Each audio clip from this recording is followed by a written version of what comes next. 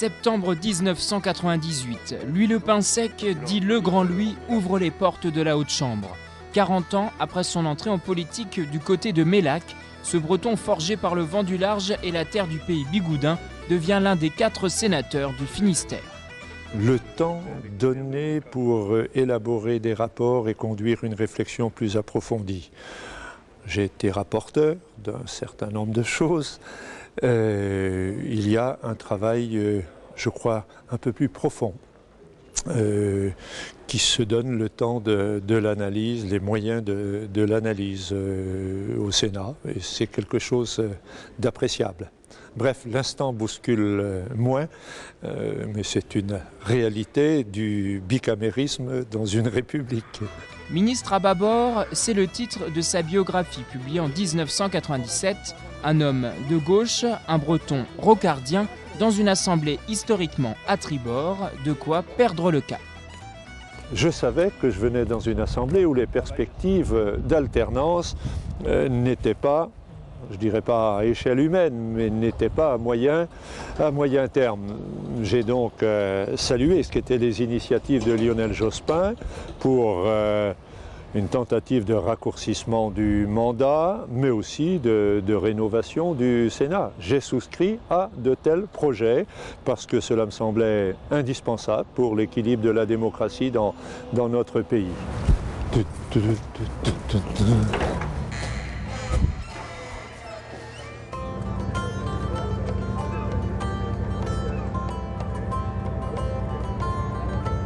Issu d'une famille modeste et paysanne, Louis Le Pinsec a dans son existence politique et personnelle 2 thèmes de prédilection, la mer et la terre. C'est au petit matin, la criée du Guilvinec, que nous retrouvons le sénateur pour évoquer les difficultés actuelles de la pêche française.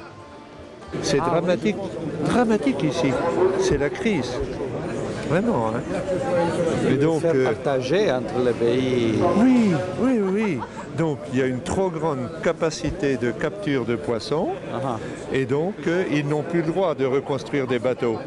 Ils ne peuvent construire un bateau neuf que s'ils en retirent 1 ou 2. Donc c'est une crise actuelle que vivent les pêches. On ne le dirait pas, mais c'est très sérieux.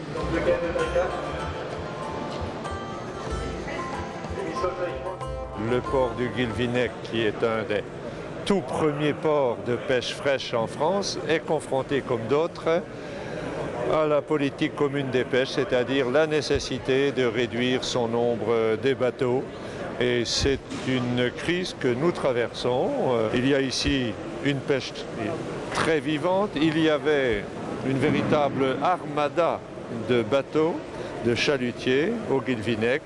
Le nombre est en réduction programmée. C'est un très grand problème, celui de la baisse de la ressource en poisson. Ils auraient dû concevoir des trucs bigoudins quand même.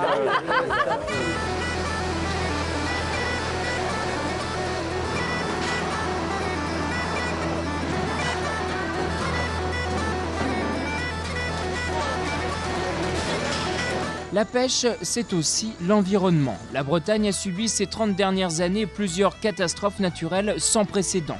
Soucieux de ce patrimoine naturel, le sénateur se rend sur une des plages de Concarneau avec un huissier pour y constater que pour l'instant, le sable n'a pas été souillé par d'autres catastrophes. Il s'agit de parler de mesures préventives. Comment faire qu'il n'y ait plus le retour de ces marées noires?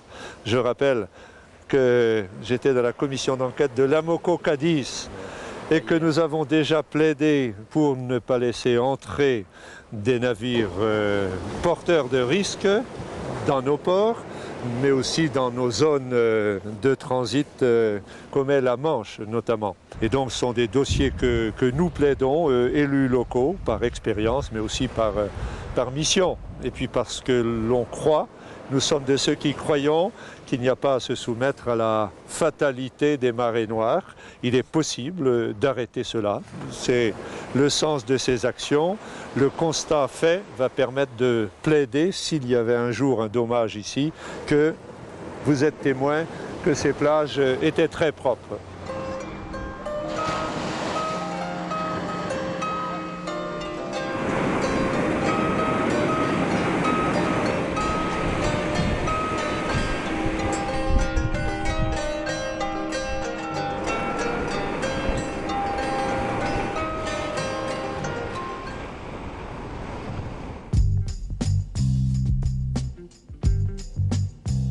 Outre la mer, Louis Le Pinsec connaît sur les doigts les problèmes de la terre et de ses hommes.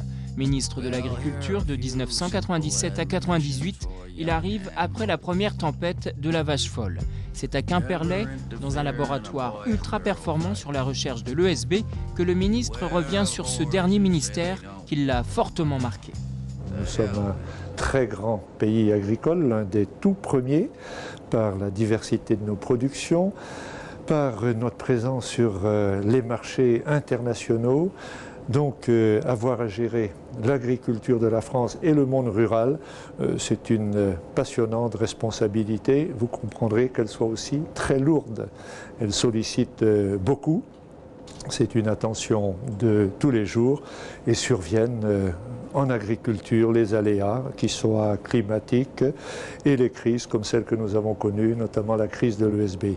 Je suis issu de ce terroir et j'ai côtoyé de tels métiers que j'ai pratiqués, tels qu'ils se pratiquaient il y a déjà quelques décennies. J'ai pu mesurer les évolutions, j'ai pu mesurer la difficulté pour les exploitants à vivre ces nécessaires mutations. Ça se fait dans la douleur. Et ceux qui penseraient que les ministres sont étrangers aux difficultés que vivent ceux qui relèvent de leur ministère se trompent totalement. Mer et terre, Louis Le Pinsec y travaille au niveau local, national et international. Au niveau local, Louis Le Pinsec se consacre beaucoup au pays de Cornouailles, créé en 2001, un pays de 300 000 habitants pour mieux développer ce coin de Bretagne.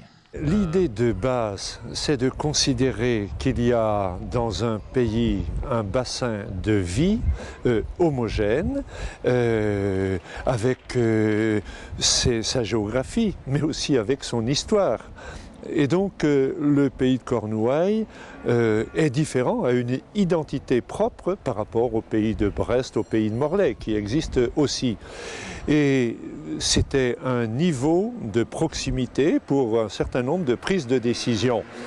Mais on sait que le pays n'est pas un échelon de gestion. Ce qu'est le département, ce qu'est aussi la commune. Le pays n'est pas une collectivité territoriale, c'est donc une instance de concertation et de dialogue. Et quand je dis qu'il est en train de trouver sa place dans la structure et l'architecture administrative française, c'est un sentiment profond que je ressens.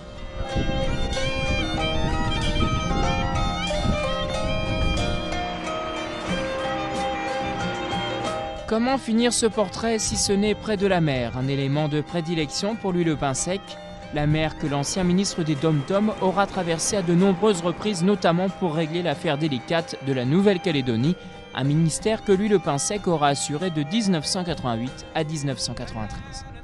J'avais coutume de dire j'étais à la mer et je suis passé outre. Ce sont des réalités humaines toutes différentes les unes des autres. Si on ne prend pas en compte l'identité de chacun, je pense qu'on passe à côté de quelque chose d'important. Je suis resté très attaché à l'outre-mer français, à ses populations dans leur diversité. J'y ai gardé beaucoup d'amis. Je sais leur attachement à ce grand ensemble qu'est non seulement la France mais l'Europe. Mais je sais aussi leur exigence d'être considérés pour ceux qu'ils sont. Et donc, à fréquenter l'outre-mer, on acquiert, je dirais, une grande humanité.